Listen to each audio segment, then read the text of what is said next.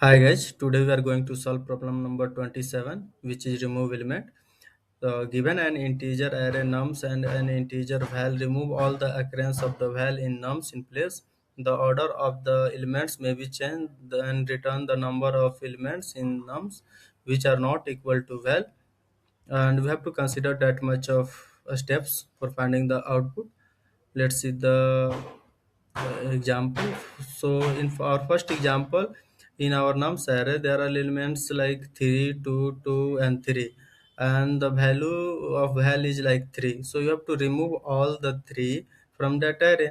So our array becomes 2 comma 2, so output of the array is 2. Now in that similar example of 2, our array is like 0, 1, 2, 3, 0, 4, 2. So and we have to remove the 2 from that array, so the our array becomes 0, 1, 4, 0, 3. All the 2 are removed from that array, so the size of the array becomes 5. Let's see how it is possible. So we have taken the example 1, and our val is 3, so we have to remove all the 3 from that array and return the size of the nums. So for that we have to take an integer type of one variable we are going to take, or and we are going to start a loop from 0 to nums dot length, and we are going to plus plus. We are going to increment our loop by 1.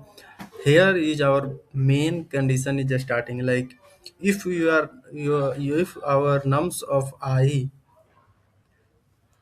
if our nums of I not equal to val,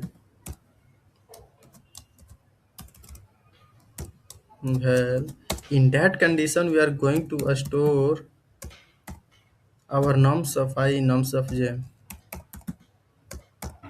Let's see let's see we are going to check for one element in the array. So our loop is starting from 0, so nums of 0 is 3. 3 is similar to the val, yeah, it is similar, so you are not going to store in the nums of j. So now our loop becomes 1.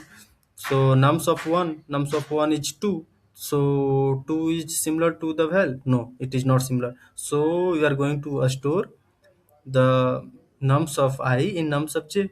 So our loop is going to 2. So nums of 2 is equal to 2. 2 is similar to the val, no, it is not similar, so you are also going to store in nums of j. So our loops becomes 3. So nums of 3 similar to the val, yeah, it is similar, so you are not going to store in nums of j. And at last we return our j. So our j is basically the size of our array. After removing the val elements, our size of the array becomes j. Let's see, we are going to code it.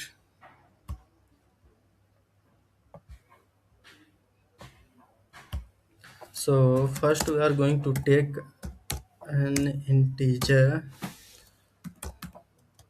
Our loop start int I equal to 0, I less than nums dot length.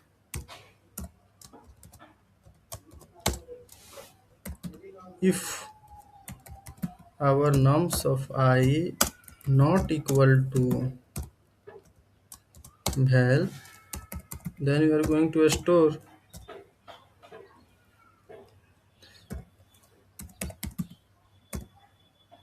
nums of I going to store in j and j plus plus, and at last we are going to return our j. J is nothing but the size of the element, size of the array after removing the elements.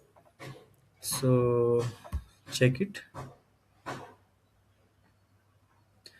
Now our test cases passes successfully, we can see. Let's submit it.